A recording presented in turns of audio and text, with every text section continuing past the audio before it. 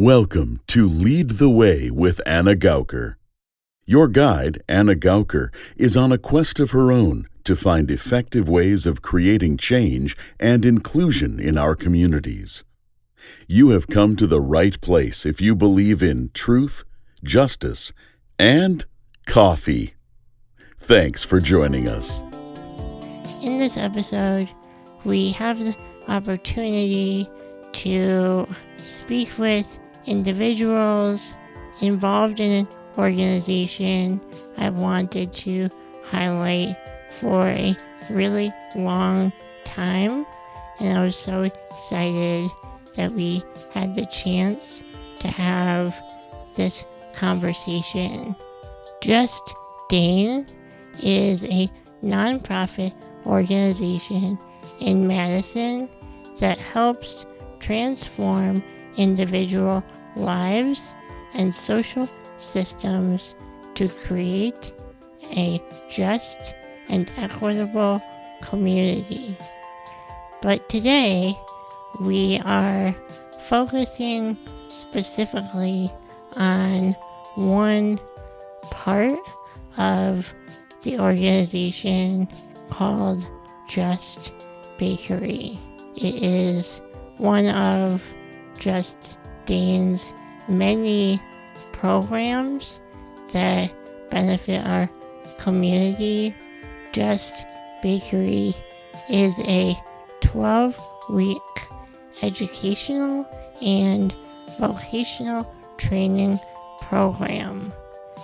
And, they talk about on their website that the program works with individuals who are experiencing significant barriers to employment, such as homelessness, justice involved, lack of education, and or lack of work history or skills.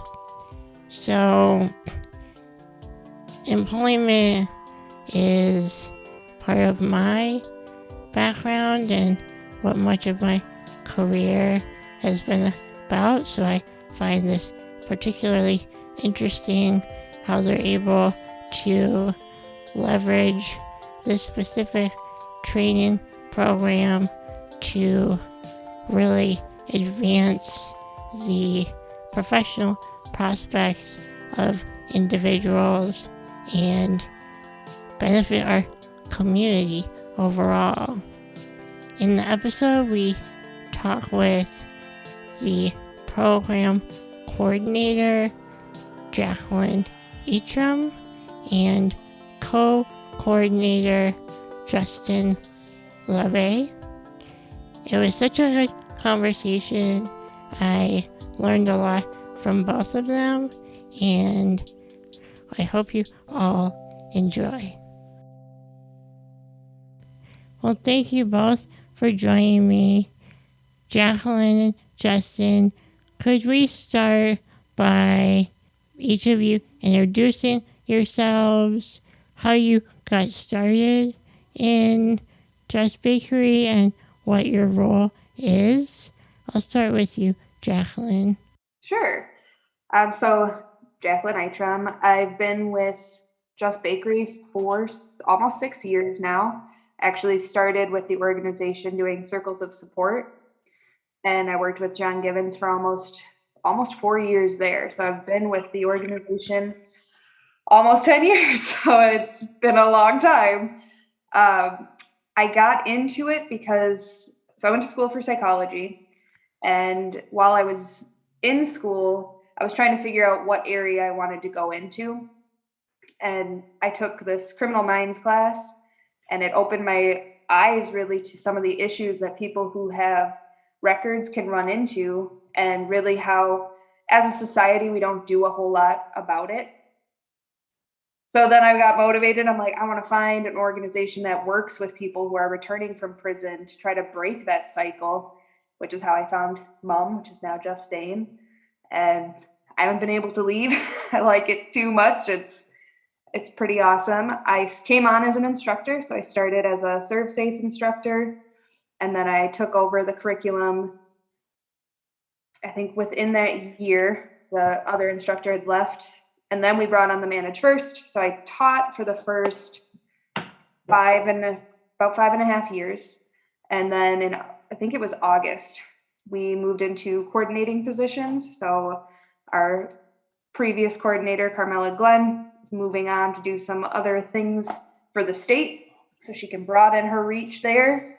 And so me and Justin split the coordinating tasks, where I handle like the classroom and outreach and recruitment for participants, and he handles the kitchen side of things. Great, thank you. Yeah, Justin, if you could jump in and just kind of tell us a little bit about your background and how you found out about Just Bakery. What got you interested in being part of this great organization? So actually, starting from the way beginning is that my ex-fiance actually took the program. And so I supported her in her journey through the program. And then afterwards, I definitely thought about it while I was incarcerated. And then I was a few hours away from Madison is where I was incarcerated at, and JustDane actually showed up at one of their little job fairs that they did for people that are getting released soon. And I saw John, and he said, please, come stop by once you get out. And as soon as I got out, I took the program myself, ended up getting a position that I just couldn't move forward from. I was a supervisor at a company, and I wasn't certified. And to become certified, you had to go through a background check. And, I'm a good employee. The district manager was the one who actually suggested, to put in the paperwork, but I got denied because of my background. And they said that I could stay there and reapply in 7 years. I said, because that's how far they look into the background. And I said, well, I can't even move up or anything, And so I ended up taking a part-time job at the bakery, and always was in contact with them. They helped me through one of our sponsors get a security deposit for my first apartment. And then I became full-time at the bakery. And then after that, and this was all within, a year time span. After I became full-time, about a year of being full-time, I ended up becoming the instructor of the kitchen. And then like Jackie was saying, recently we just took on both the co-coordinating positions where I run the kitchen and, deal with the customers and deal with all the excitement of actually making stuff. And then, basically watch over the kitchen employees and just basically tell them what to do. So You said that your first job was in the bakery. It was part-time. What was your role initially in the bakery, Justin? And did working with food and putting everything together come naturally to you? Was that intimidating, or do you have a background with baking? So that's actually the interesting part is, so when I first started, I was just doing production and sales. So I would I would make our products and then also sell them at churches, farmers markets, and deliver when need to be.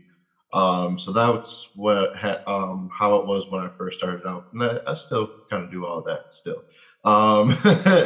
It's just in a bigger picture now of trying to reach out to the community and let the community know about JustDane. So, I actually have a passion for cooking, and my first job was I used to work on a farm and everything, and get paid cash and everything. But my first actual job that taxes came out of was in a kitchen. I was a dietary aide in a nursing home, and I was a dishwasher mainly, but I would also be on the line serving the food. Wasn't really making it yet, but just seeing that, like when I was dishwashing and everything, I would look over and I'm like, man, I really wish I could be cooking instead of washing dishes right now. And and that's I've worked at a chocolate shop before. I've been a manager at a pretzel place. Food is definitely my passion.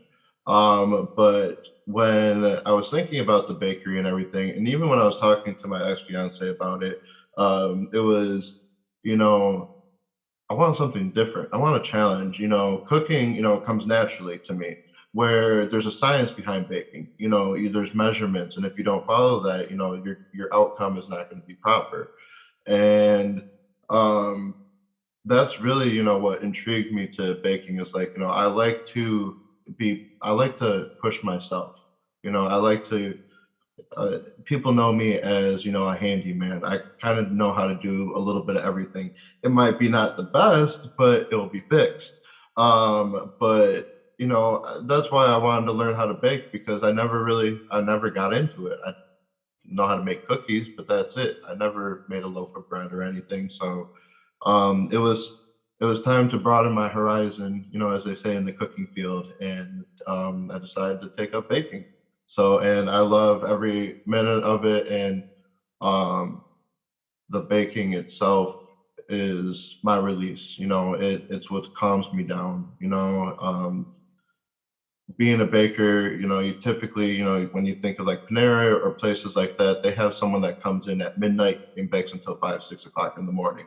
They don't see anyone else. They don't see the customers and everything. I just like that piece of just, putting on music, being at peace, and just, letting my thoughts, just be out on the table, basically, in the product. So. What's your specialty?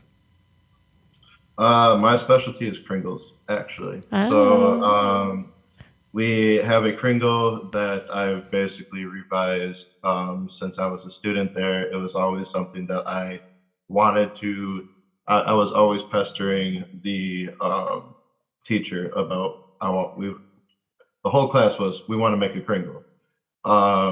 So once I learned how to do, once I did that and everything, that dough is definitely something that I love. That's my specialty. It's just dough in general. There's a technique to it, and it takes time. It takes a lot of time. Yeah, I think it's a really good point that you mentioned the science behind it. I think people like me who, I grew up watching cooking shows, and I was obsessed with Martha Stewart growing up, and loved to see the different recipes come together.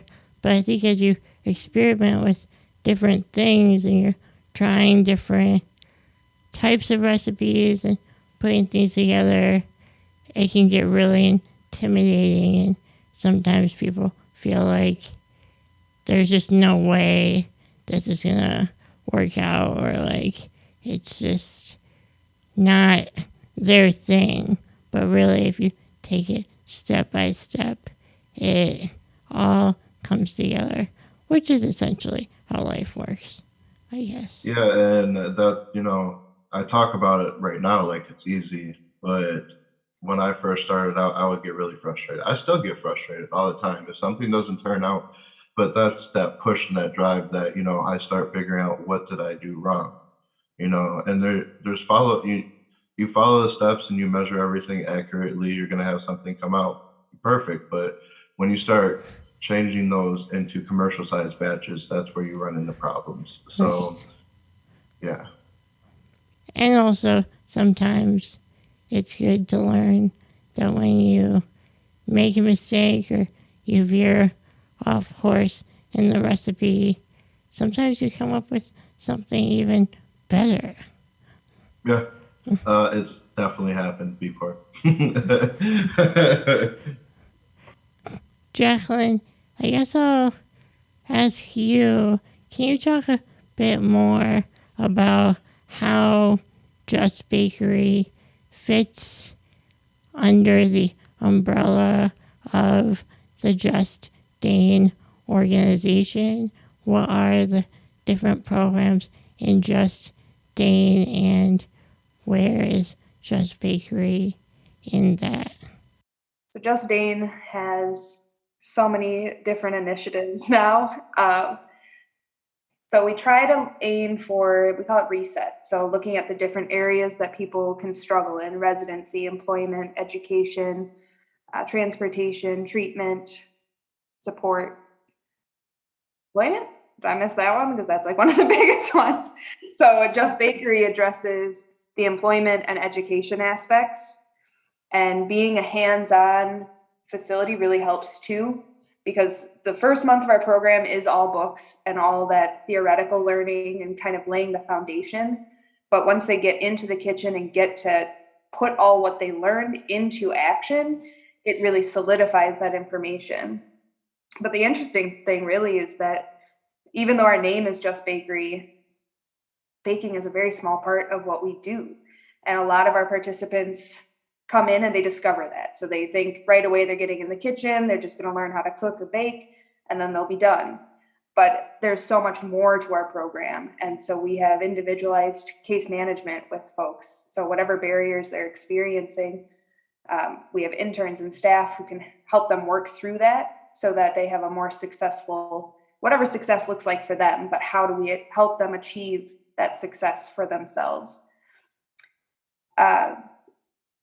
Yeah, it just always kills me. People are like, I thought it was just going to be baking, but it's so much more than that. So we really aim for this holistic, all-around approach. And we call it a 90-day interruption to your life. So come in, we're going to just take over. You'll do the work, you'll come in, but that whole time we're going to be working on you as well. So what barriers are you experiencing? What things do you want assistance with? And it's so much more than what people think. As far as the other programs with JustDane, I think you're familiar with Circles of Support. I believe I remember your name from when I was going through that. Yeah, I did go through like an all-day training years ago. Yep. And I'm very interested in what they do. Yeah, it's all based on how many people get released too. So that's always a hang up with that program, is we just don't have as many people coming in from the prisons, which I don't know, is that good or bad, but probably bad, because it could be this really great support. But we also have our journey home. So that's the resource specialist working with folks as they re-enter and dealing with those things that are going to come up. They do a Phoenix group. So it's kind of just a Monday group where they get to meet and support each other and work through that. We have the Healing House, which is our newest initiative. So working with people who are homeless, who are released from the hospital. So if you just had surgery or just had a baby and you don't have any place to recover, then you're recovering on the street or in your car. So the Healing House was brought about to be a place for people to recuperate before they go back. We are peer support specialists. So they walk with people. It's kind of the same idea with Just Bakery. We're not here to tell people what to do beyond our curriculum. Like, yes, you have to read the books. You have to do your homework. You do have to do the kitchen, get in there, get to work. But as far as their lives go, it's really directed on what they want to do. And so that's what the peer specialists do as well. It's people who have lived experience and they can walk with you. And as things come up, just someone to talk to who's been through either the same situation or a very similar situation. And so that's a really important support group that we have, or a support program. What else? I feel like I'm missing. Oh, our children program. So whole other field. So we have mentoring connections. So children with an incarcerated parent can get paired with a mentor and just someone to kind of be that role model, do some fun things with, get out of the house and not fall into the same possible line that their parent went into, because there is that cycle that we see too. Kids with incarcerated parents can sometimes end up in that same kind of cycle. So trying to interrupt that with different mentoring. And it sounds like we're about to get our reading program back too. So we're working on at least one of the prisons. So a parent gets to read a book and it's recorded, and then the book and the recording are given to their child so that they can basically read a book together. And it's a super great program. COVID shut it down because people weren't allowed in the prisons, but now there's some prisons that are opening back up, so we might be able to get that back going. That's awesome. Yeah, I've never heard of that, and you would think that we would have technology available that would be able to keep that going even during global pandemics, but it's so great that it's back. Can you tell me a little bit more about how participants get into the program, or what outreach initiatives are in place, and at the end of the program, the skills and everything that they have to proceed into their lives with? Sure. So with the application process, we actually have our information session coming up next week, Tuesday. So we encourage people to come to that, and that's where we run through the program in depth. We want everyone to have a complete understanding of what they're signing up for with the program. It's also where we send out applications. So then people submit those applications. I go through them, and then it's not an actual interview, but sometimes it can feel like one. So I look through if I have any questions or I see any red flags. I just talk to them about it, make sure everything's good. They get accepted into the program. It's 3 months, or it's 12 weeks. And then it's pretty time consuming. So that's one of the hard parts. We're really trying to get funding so we can pay all of our groups. As of right now, we get enough to pay usually about one group, depending on the size. But because we're asking people to take such a big piece of time, like it's Monday through Friday from 9 to 4 for the first 8 weeks, and then it cuts down to 3 days a week for the last 4. But it's pretty intense. So we're looking for that financial support eventually that we can pay each of our groups. So at this point, it's still not paid, but hopefully we can figure that out. Do participants typically have a job that they do at night? Some do. It's hard though. So with our program, if people pass all 5 tests and finish their kitchen time, they can get 12 credits towards a culinary degree at Madison College. But what that means is that we're basically taking a semester of college and shoving it into 8-ish weeks, because the 3rd week they don't do any book work. So it is really hard to do the program and also find a job. Part of our curriculum is employment skills. So we go through resumes, cover letters, statements. So if they do have a background, how to talk about that, or gaps of employment, how to talk about that, and then mock interviews. And our goal is, we ask people if they can wait until at least the 2nd month to look for a job, just because it spaces out their homework a little bit more. Sometimes that's not realistic. So we have had participants who come through and who are able to work a job and also do the workload, but it is pretty hard. We do a light curriculum occasionally as well. Full curriculum is almost impossible to try to work at night and also do that. But the light one is it's exactly how it sounds. It's light. So instead of 5 books, it's 3, and it's spaced out a little bit better so the workload isn't quite as heavy. If someone doesn't have a job that they're doing during the evening, I guess I'm having a hard time imagining how this happens. Yep, it's hard. That's been our hardest thing with COVID, is actually before, our biggest group of students was from Huber. So Huber being a work release program from jail. And with COVID, we've lost all of those students.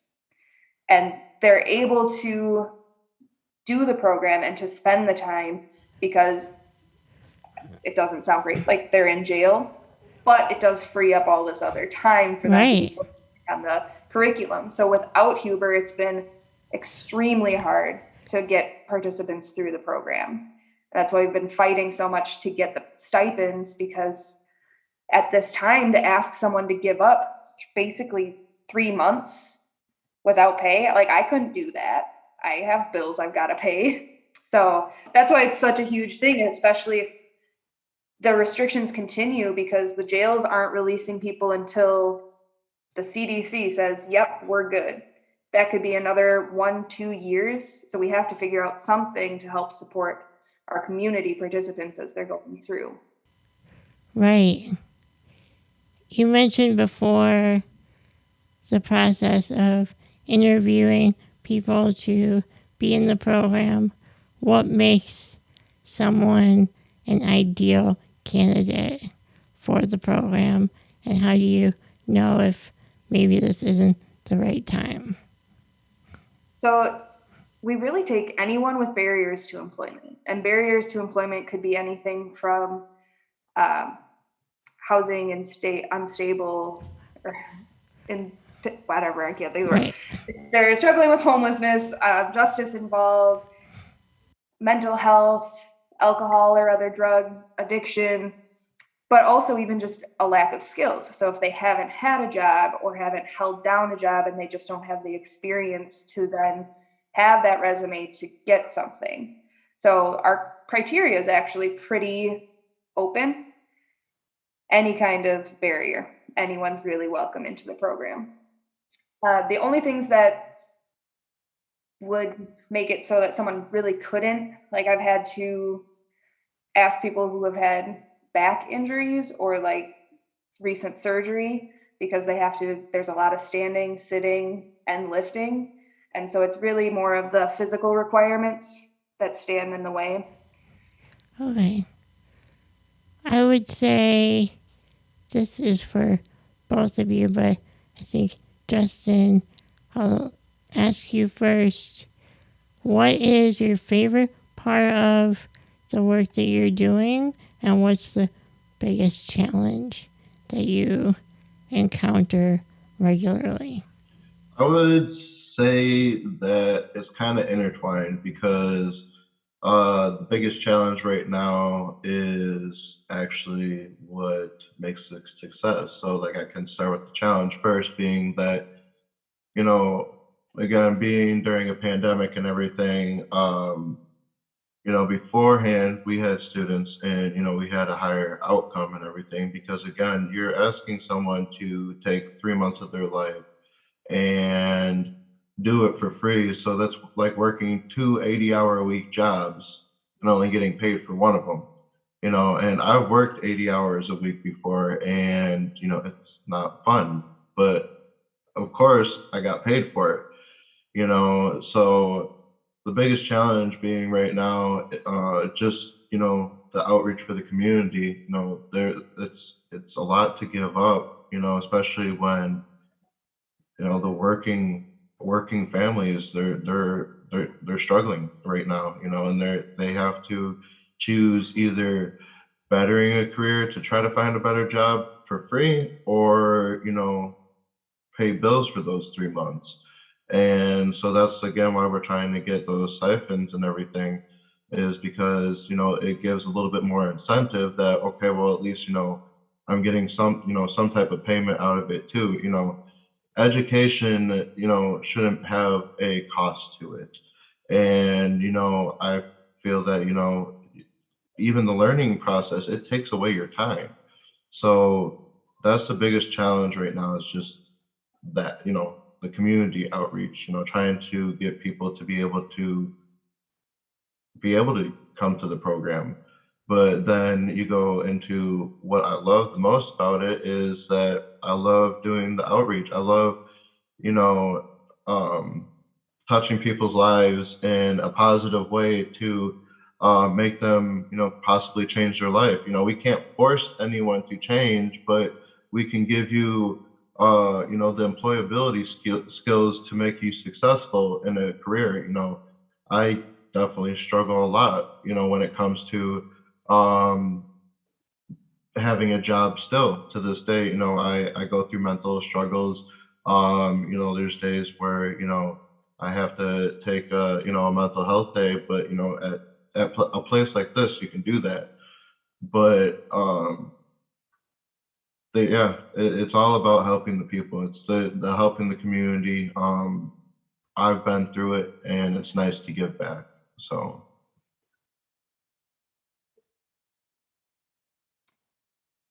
For me, I'd say the best thing is the participants. So seeing when they come into the program, and a lot of times, especially with Huber, people would come in, they're like, whatever, I'm just here for something to do or to get out of jail. But after a couple weeks, because we don't care why people are coming, you can be coming to just fill your time or to get out of jail. That's fine, but you'll be doing the work. And you can just see after like 2 weeks, all of a sudden these changes start to happen. And watching our students get more confident in their abilities and conquer math and get through all this material and just seeing what it does to them, their confidence, their just abilities, it's amazing. And it makes the hard stuff better, because there are days where it's really hard and the participants are going through a lot, the staff is going through a lot, because that's part of our thing is we're going through it too. We don't have a hierarchy. It's really I think almost all of our staff here went through the program. So they know, they've been there. And it's just, the hard days are made okay because you can see the successes in the students. The challenge, I think, is, especially right now, people are going through so much.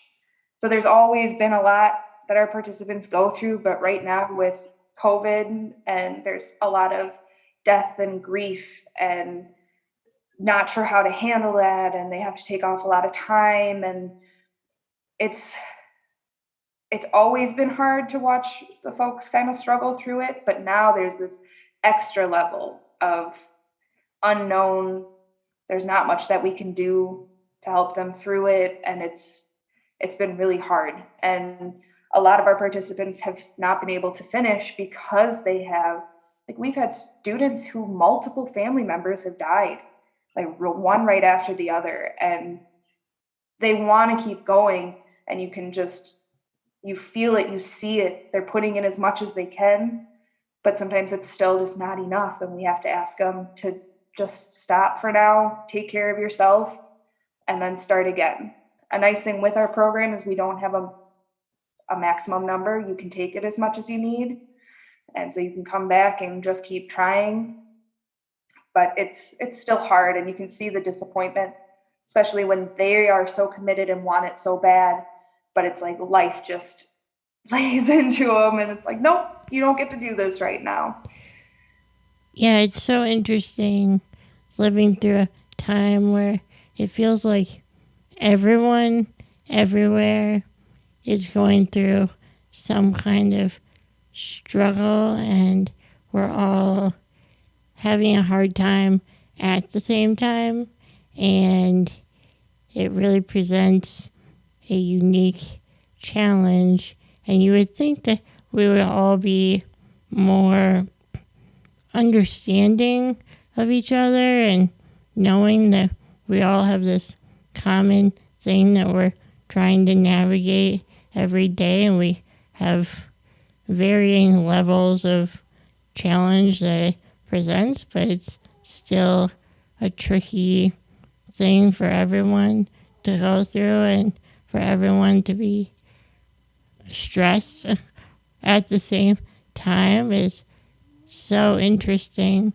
But it's so great that people have a safe environment at JustDane to know that people do understand that there's no need for an explanation generally. Everyone's like aware that this is just a tough time. You've both talked about the need for stipends.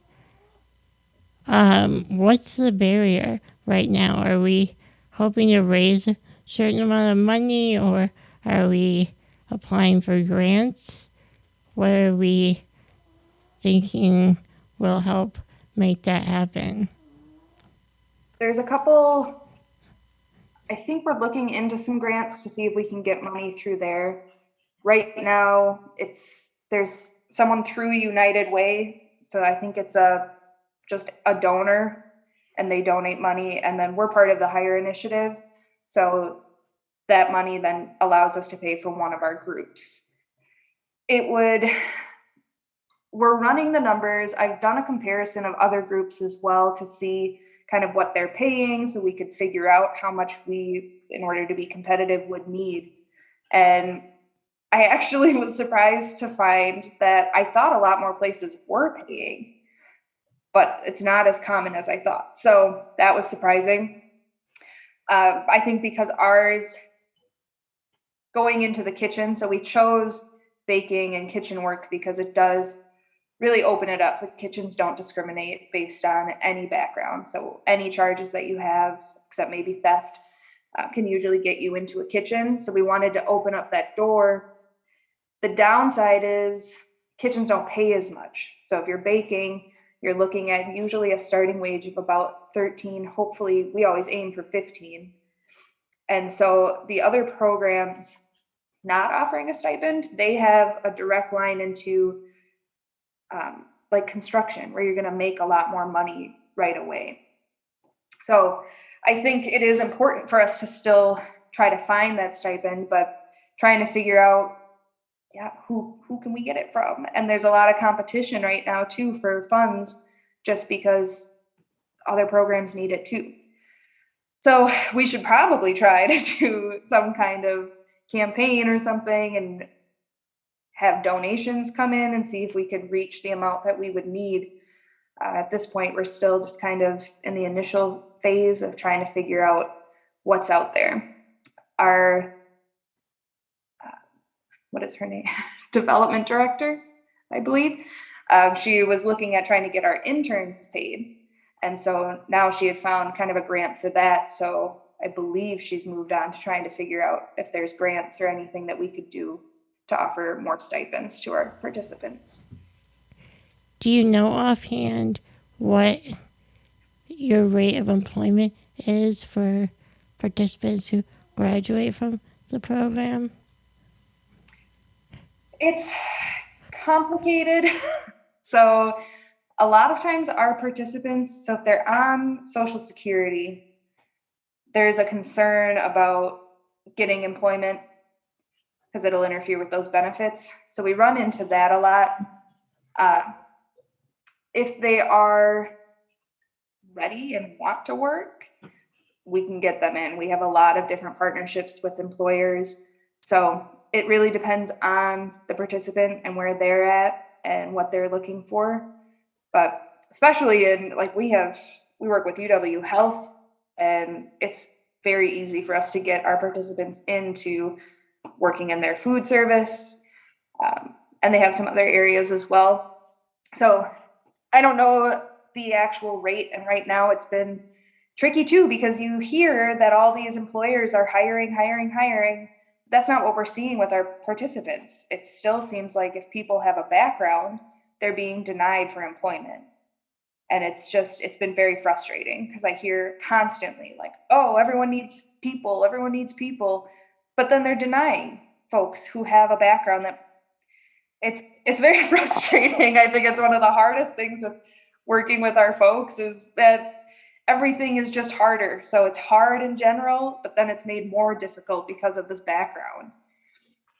And that's where, like, even like when I took the program, I was able to, through the connections they have, get a job in the kitchen. And I started where I literally filled out the application, had an interview that day, and started working the next day. So, we do have a lot of good connections, and a lot of our students, especially right now, they're moving, their lives are changing. So Like Jackie said, it's hard to put a number on it, but a lot of our students are successful of staying out of the judicial system. That's what we're really, aiming for too, is like, even if you're not, looking for employment, how can we change your mindset to help you stay out of trouble? How can we give you those resources that if you're struggling, that you have outreach. That's what we have the outreach for, the peer support and all of that is, when you're struggling, you have someone to call. I don't have family, or didn't have family until I got married. But I don't really talk to my family, and it's hard not having anyone to talk to when you're struggling. So you try to deal with all those mental demons and all those struggles, and even the happy thoughts too. You deal with that all yourself. You don't have anyone to tell those thoughts to, and it can be hard. And there's a lot of things that is just not about employment either. That we help change something in their lives. It could just be stop using substances. Is what do you want to get out of the program is what we aim for. And I think part of what Justin's saying there too, with the having those supports, mental health supports, and employers who can properly support you through whatever you're going through is big. And that's why with JustDane, we're trying to put together, it's called Just Workplace. And so how employers can offer that kind of supportive environment for their participants. Because a lot of times what we see is our people find a job, but then their addiction hits and they don't have that support like Justin's talking about.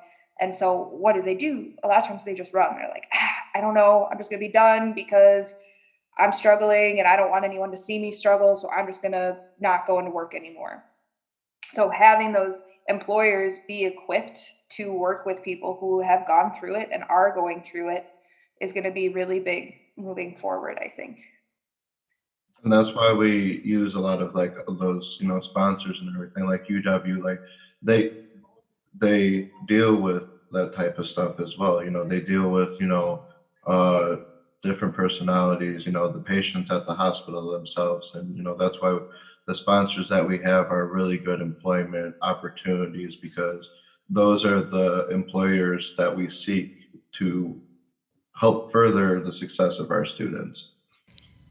My career and a lot of what I've done since I got out of school has been focused on disability services and assisting people with disabilities in finding new employment.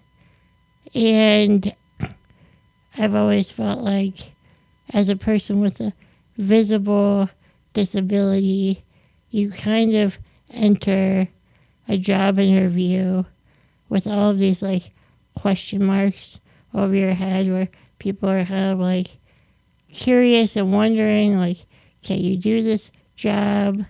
Are you going to be reliable? Can we count on you? Are you capable of performing all of the essential work tasks? What can we ask you and what can't we ask you? And really, a lot of the time, a lot of employers just don't want to get involved. Just like, it's just too messy, too many questions, too much uncertainty in their minds. So when I hear you talk about educating employers, and if you have a way to help employers better understand their role when they're hiring participants from your program, it's a very different situation, but I think that it does provide more confidence from their point of view, that they have a way to navigate these situations. And anytime you work with humans, I mean, it's just messy, and employers don't like to think about that. But it's just the reality. So there's no avoiding it. What was that? They think of it as a problem. They think of it as liabilities and things like that. And that's actually why I applied at the bakery part time, is because my past employer, I had an incident happen in the parking lot, and I was having a mental breakdown that day. And I kept asking to go home, and they need me because we're busy. What was the incident, Justin? So I had a gun pulled out on me. And the cops were actually at my job questioning me, pulling me out of work. I had to keep rushing back and forth between the line. My boss, I kept saying, I'm like, the cops are questioning me and everything. If I was a manager, I wouldn't want the cops questioning one of my employees at work. I would be like, yeah, take the day off. I know we're busy.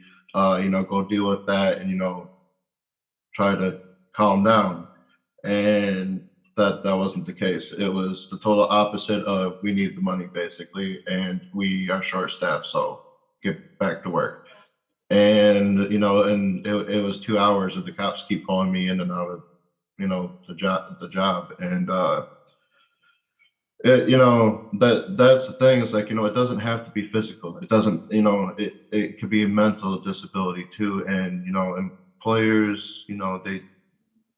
they ask you those questions, and then they're like, oh, it's not a good fit. When they see that someone has a record on a piece of paper, or a criminal background or anything like that, the question marks, like you're saying, start going up above their head and everything. That should not happen. Like you're saying, people are human. It doesn't matter shape, form, size. Disability is. We have to look at the bigger picture. Especially right now, we're all being secluded. We have to stay away from each other. Family. Oh, is it okay if I hug you? Because of COVID. It's employers need to see the bigger picture, and they need to see that the bigger picture is the people who are actually working in their workplace, and the ones that come in and day out, no matter what. And mental disability, physical or whatever, everyone's capable of something. Yeah, it's really hard to capture someone's true ability and potential on a resume. So I totally hear what you're saying and completely agree. Doesn't even, they see that one box on the application, they don't look at anything else. It's like what someone's done in the past does not dictate what they're going to do in the future. And so our participants are coming in, they're trying to do something different. They're trying to do something new. But if someone was a drug dealer making tons of money, because they do, and then we're asking them, okay, now you need to get a legal job that's going to pay a fraction of what you're used to. And they're like, you're right. I don't want to do this lifestyle anymore. I want to figure out this real job situation. But then they're denied over and over and over again. So it just drives them back into the same lifestyle. They're like, okay, well, I tried. No one wants me. So I'm going to go back to what I know how to do. Yeah, it's so true. And I'm so glad that your program is available to help guide people and employers into a productive conversation. And I think a lot of my work has been about encouraging employers, just meet this person. Can we just meet this person? Let's just set up a meeting. Do you want to meet with this person? Just saying it over and over all these different ways. And oftentimes it's the same response of fill out the application online, go to our website, but for me, I just feel like that does not help anyone have a adequate understanding of who someone is and if this individual could be a good fit or not. I think a lot of it's about the human connection and whether or not, I mean, maybe it's not the right fit, but how is someone going to know? And Justin, you made a really good point about COVID keeping all of us separated and the extra challenge that brings as well. I'm curious from both of you, what's the most popular thing that Just Bakery sells? Like, what's the hot item?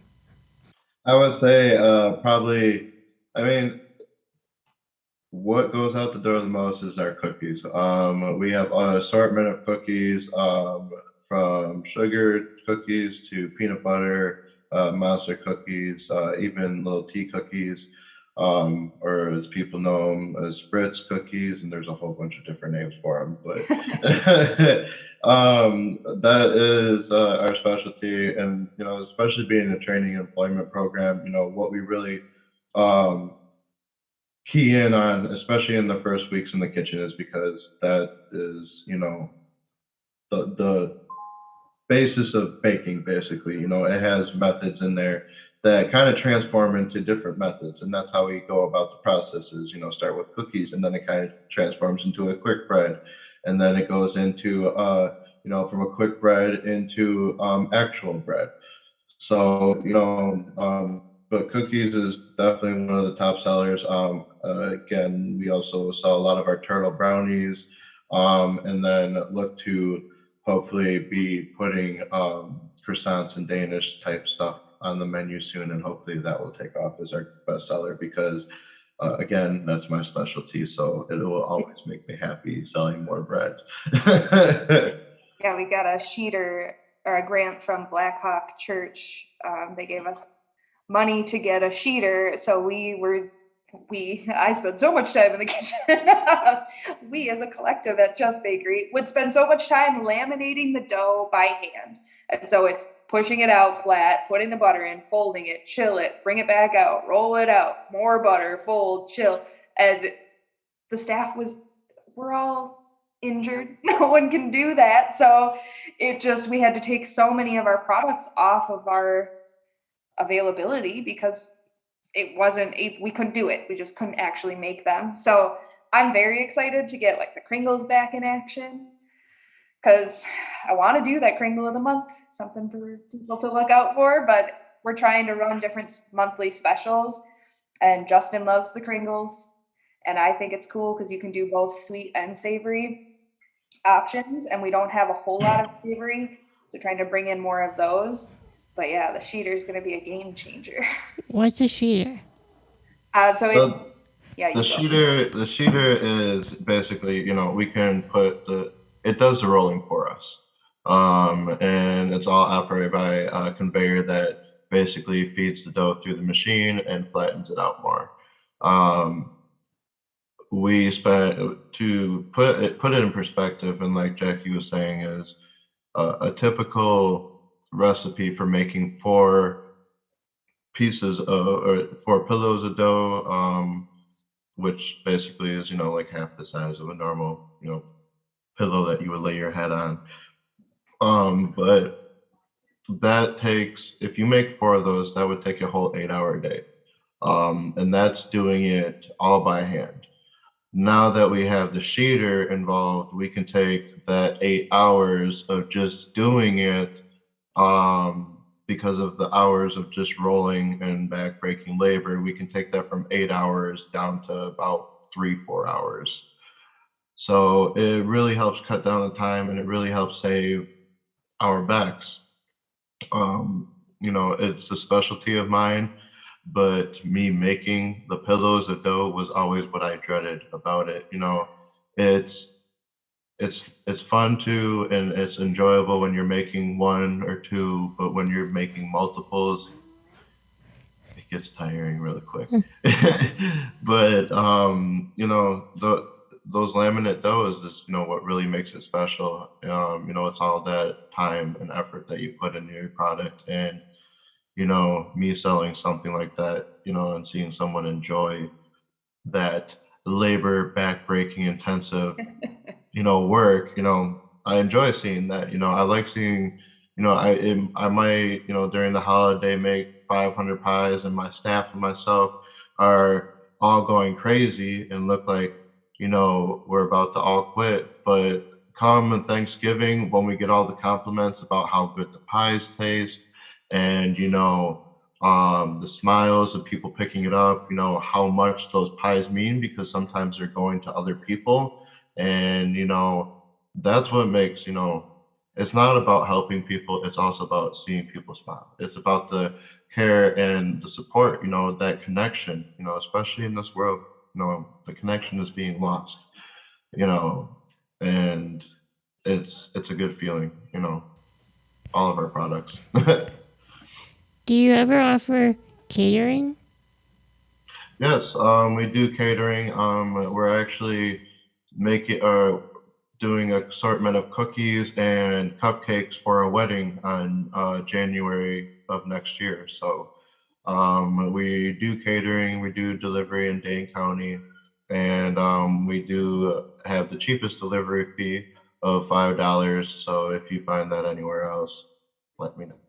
But that's all throughout Dane County, and we do catering, special events. You can order on our website at JustDane.com, and you will see the Just Bakery page on there where you can click and see a whole list of our products, or you can email us as well. And for any special orders, if you don't see something on the website, we have the skills to try to make it happen. Yeah, the nice thing about being a commercial bakery is that large batches are our specialty. And so we were doing coffee for a while. We haven't done that. It's been a while. Most people weren't taking it, but it is something we could bring back if people were interested. But yeah, large events, we can do platters. It's just nice. They're tasty, especially with the tea cookies right now. The tea cookies are where it's at. They're sold by the pound, but you can get like a big platter of it, and it'll be gone by the end of your event. We started doing logo cookies too, so. They're available on the website, and you can also see pictures on the website with them up as well. Which also, just a quick correction, it's justdane.org. Awesome. Awesome. Well, I'm so excited.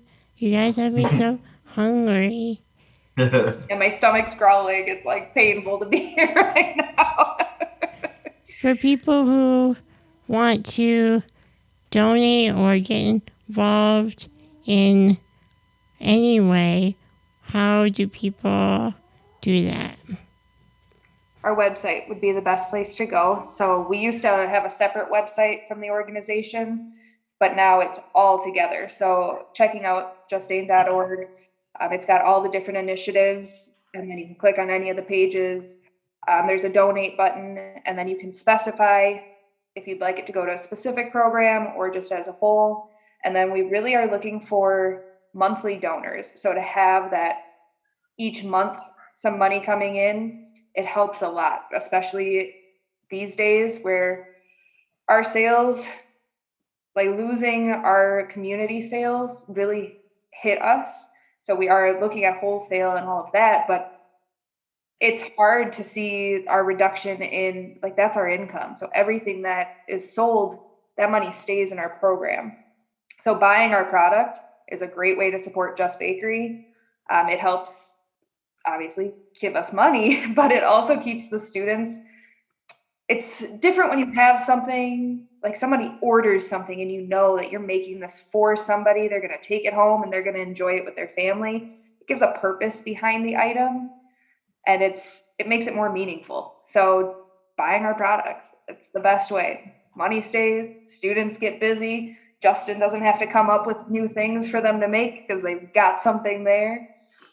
And yeah, that's the nice thing is, just, having support from the community, buying the bakery products really just helps everything go round. It keeps the employees with something to do. The students, we always have students throughout the whole year. So like Jackie's saying, having that purpose, just making something just to put it in the cooler for, hopefully a customer that orders something next week, and then having to throw it out because it goes bad, the support from the community is what really helps drive the whole program, buying that bakery stuff. And there's definitely a lot of goodies, we're doing cutout kits as well and gingerbread houses. So a lot to help keep the family busy too during the holidays. Excellent. Well, thank you both so much. This has been wonderful. I appreciate your time and sharing with us everything you do. Yeah, it was great to be able to come on. I'm glad we got to talk out. Thank you for having us. A big thank you to Jaclyn, Eitrem, and JustDane. It was so great to talk with them. And just one last time, to learn more about Just Bakery, you can visit JustDane.org or on Facebook and Instagram, it is Just Bakery MSN. So you can find everything they have to offer and try all of their goodies. All episodes of Lead the Way can be found on Spotify, YouTube, and Apple Podcasts. And make sure to rate and review when you subscribe on Apple. Special thanks to Buzz Kemper for his voiceover artistry in the opening. This episode was brought to you by the time and talent of Tyler Willenbrink. I hope you all have happy holidays. You're enjoying this season with people you love, and you're having great food and able to stay warm and focus on all of your blessings. I look forward to more episodes in the new year. Stay tuned.